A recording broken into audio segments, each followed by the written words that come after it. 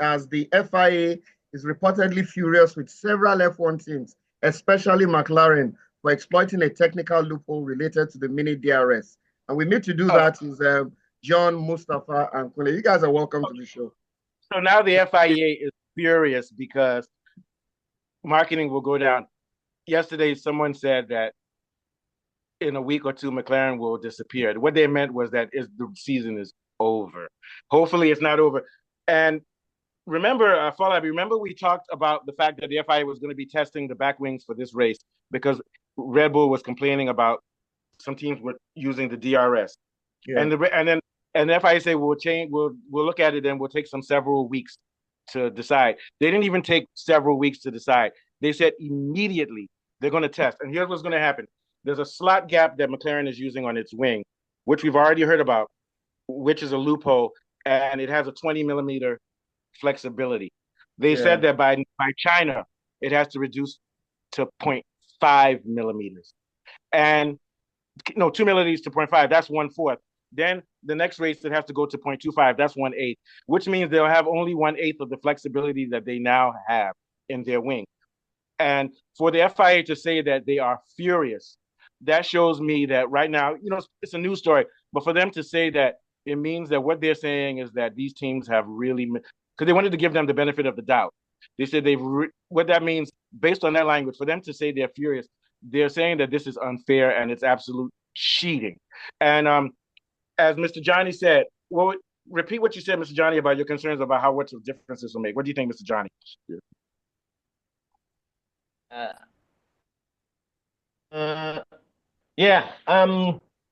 So I'm really curious to see how much of a difference this wing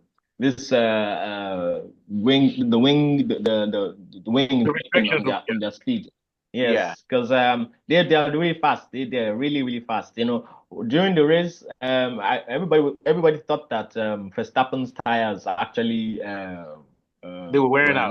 Were not wearing out, but it was actually the McLaren's. They were like flying. They were flying. It's all relative. Right. So it's relative. Yes, yeah. But here's the thing. Let's build a picture.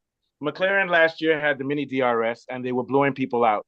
In Zandvoort, they beat McLaren. In Zandvoort, Russell, not Russell. The wing they used last year.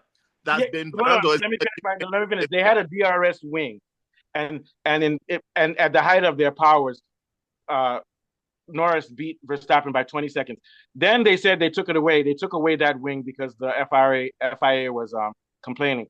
Now that wing had like a 40 millimeter advantage. So what they did was they changed part of it, and then the advantage sort of dissipated. When did they change the wing? When did they take it away? How long ago did they change the wing? How long ago? Last year, around the last half of the season, they took it away, and then all of a sudden their performance dropped back to what they were using before then. Yeah, and then all of a sudden this year they're blowing people out again. So and so the FIA said, let's do a test, because they were blowing people out in the practice, not the practice, the test in Bahrain. They were destroying everybody. They destroyed Ferrari by 30 seconds over a whole race in the testing. And even this race here, if not for the rain, they would have beaten Red Bull. They would have beaten Max by 20 to 30 seconds. So the FIA said, okay, let's check to see if there's some flex. So because their load test can't test it. So they put cameras on. And after what they looked at the camera, they said, what the fuck? We are pissed as hell. Whoa, children. Okay. That's all I have to say. Put it on mute if you have a problem. They said, what the fuck? Children, they corrupted the language. Oh, sorry.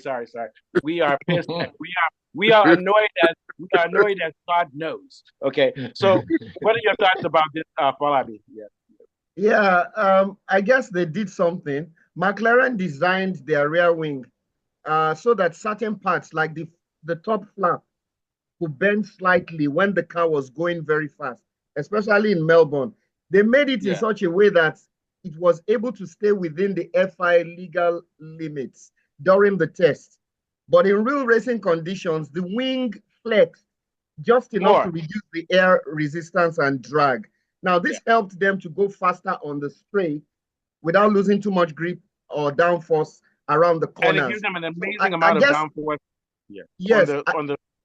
on the technical corner. Sorry, go ahead. Yeah. On the technical corner. So I guess this is how they got found out, because a flexible rear wing is designed to slightly bend at high speeds, so that it reduces the angle of attack when you're entering a corner, and then it minimizes drag so that you can corner more fluently. But the way it is now, they've found out, I think they adjusted the top flap to enable that thing to flex a little the left side of the top flap, yeah. The left side of the top flap. And then the inner side, yeah. So now, here's the thing. When they were doing tests throughout the whole Australia, the first 10 laps, Verstappen was even with McLaren. Then when you get to 11, 12, and 13, which are those tortuous or windy, for people who speak American English who don't know what tortuous means, the windy bend corners, that's where they got so much time, and Verstappen's tires would drop off. So it, like Mr. Johnny said, it's not that Verstappen's tires have dropped off, it's just that McLaren's magically doesn't disintegrate. Everybody was like, oh, they've got the best engineers in the world. We will wait and see. To me, this is going to make a difference because there are some magical things going on. And we have to remember they still have a front wing, which the FIA has already said is illegal. But for some strange reason, they don't have to remove it until half of the season, until the 9th race of the season. When they lose both of those things together, they're going to be at a disadvantage because Red Bull has been building their car without these stupid wings. So now they can continue their development. McLaren is going to have to, it's going to be just like the asymmetric of Red Bull next year. They're going to have to adapt, and they haven't been developing their car concept with the idea that they have to get rid of these wings, which is going to put them behind. And my prediction is that they'll still be leading, but the second half of the season, when you start getting some of those high-speed races, they're going to drop off like they did last year, which is what the FIA wants, because they want Max to win his 5th title this year, but in a close battle. What are your thoughts, Mr. Johnny? I like what you said right there. They want Max to win, because Max I think he's been getting some help too as well as he's their cash cow. Yeah. I'm just gonna wait and see what's gonna happen with McLaren. So go ahead. Yeah, we'll see very quickly because China's coming in less than a week. Coming. McLaren's got excellent. Yes, they might compensate in some other way before the next race in China. Yeah, but here's the thing, Kool-Aid. Here's the problem. Their plane has already shipped to China. They don't have their parts, so they can't even make any changes now. They just have to take it off. They're already going from Australia to China, so they can't bring in other parts to change. And for them to change, that's a lot of work to do in 4 days. It's too short notice. Pull up Jess Bezos and put it on Amazon. No, they can't. And not only that, they're going to have to do ad hoc. I joke. I know. You as a lawyer, you know what I mean when I say they're not going to have to go do ad hoc. They're going to have to improvise at the last minute. And that's going to put more pressure on them. I'm not saying that they won't win, but this puts a lot of pressure on them. And for IAF to say that we are furious. Then there's another thing. Did you see the other thing where they have, Horner was saying that for some reason, McLaren has something on their braking system which allows them to heat up the tires, but at the same time, the tires don't degrade. And now the FIA is looking into that too. Yeah, so they're now looking into McLaren aero efficiency. Because Christian Horner, and you have to remember, Horner has a powerful lobbying group. Red Bull is powerful. So this is the warfare that goes on in F1. They're not just going to sit down and let McLaren cheat and beat them. I think this is going to even the track. And right now, we know that right now it's not even close. Verstappen is the best driver in the world.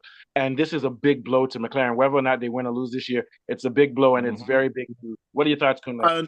I understand Mercedes also have the same problem as well. They're in the same boat. Mercedes is under scrutiny too. And it makes sense because Mercedes and McLaren were both of the innovators of this wing thing. And all of a sudden, Mercedes... Yeah, that's why Antonelli was flying, I guess. Mercedes could be back to square one and having problems in getting pace out of the car. So all of this is actually good news for Ferrari too. Yes, because that's 4 cars that are faster than them that have lost a few seconds out of their top speed. But the thing about McLaren is, even with that, we said that they were 17 seconds ahead at the time, but I mean, it would have been more if not for the crash. So I mean, if they only it depends on how much time. Here's the thing, Kool-Aid. McLaren won by only 0.8 seconds. They beat Verstappen by 0.8. Yeah, but that was only because of the yellow cards and the crashes. But without that, the gap would have been huge. Without that, they would have won by 25 seconds. Now, if you take away this wing, I promise you, their lead now is down to about 5 seconds. So what I'm saying is the gap has closed, and it may even be worse because their car concept is to accommodate that wing. So now that they don't have a concept anymore, they could have even a 30-second drop. What do you think? Yeah, it might even hurt them even more when they put the new wing.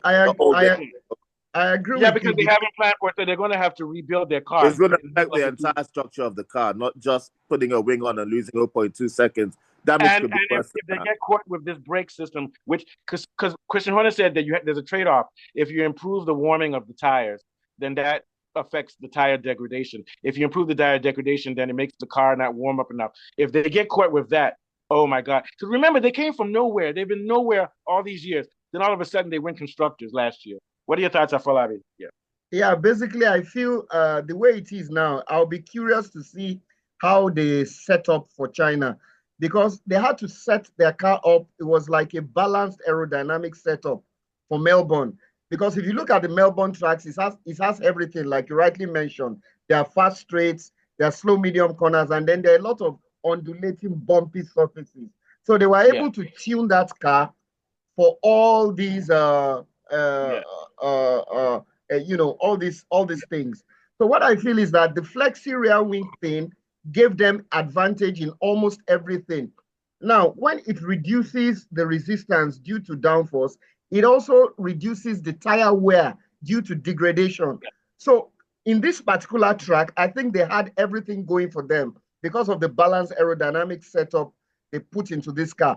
In China, it may not be as easy, but I'd like to see how they have to change their plans now. And there's nothing they have to change their plan without a shadow of doubt, because we really notice degradation on the tires as much as we'll notice. I think their setup was suitable for this particular track because of the mixture. And it makes sense because even Piastri was ahead. And they even have bigger problems because they've added so much front grip. And those wings help to debalance the front grip. So now they're going to have to reduce their front grip also, which is going to be difficult. They're in for a lot of problems with structural change. It's kind of like, Kunle, like you build your case over years for a law case and everything. And all of a sudden you have to start a new case 2 days. You have to start a new argument 2 days later because your whole format and structure has been changed. And here's another thing. I'll be surprised to see what they would do if they have to abandon. And here's another problem. And here's what's funny. Yeah. So here's what's funny. They have to wait a lot without testing and without time to do any proper. They can't even test it now because they're going straight to China and they have to set up. So they don't have a break. It would be better if they had a 2-week break. And here's the next thing, which shows you how dodgy the FIA is. The FIA says that within China, they have to reduce their flexibility by half. By 4. They have to reduce it from 20 millimeters to 5 millimeters. Then they said by Japan, they have to move it by another half, which means that they're saying, okay, we'll make it. Hold on, let me finish. I haven't finished my train of thought. What they're saying is that we're going to help you, McLaren. You only have to reduce your flexibility by half now. Next week, it's like somebody who's, let's say you're drinking too much alcohol. Okay, tomorrow you can drink 10 beers, then tomorrow 5. They're letting them wean it because they know that if it's too sudden, their drop in performance will be too high. Which shows they're letting them out easier. What? They are really in trouble. McLaren is in trouble. What are your thoughts, Mr. Johnny? Kunle, what do you think, then, Mr. Johnny? I think that the punishment is unfair because it's too sudden, it's too quick, and there's no time to even at least make a reasonable adjustment so that at least they can fall within the rules without losing too much. It's not unfair. You know why it's not unfair? It's not unfair. The rules. It's not unfair because I follow me. Am I lying when I said 6 weeks ago the FIA warned teams to be careful and they said they were going to be testing the cars there? Of course, they said they were going to clamp down. They said they were going to clamp down on this. It could be more than what we think, is what I'm saying. 6 weeks ago, the FIA told everybody, we're going to be watching what you do in the first race. It's sort of like your dad telling you, stop doing this bullshit. I'm going to test you in 6 weeks. Then in 6 weeks, he's still seeing you doing the bullshit. You're breaking the spirit of the law, even though that's why the FIA said we are furious, because they know that we already warned you and you're still doing it. So now we're going to show you the punishment so that in the future, when we tell you to comply with the rule, not to comply with the rules, but to comply and stick within the spirit of the rules. I guess what they do, they did it to Red Bull.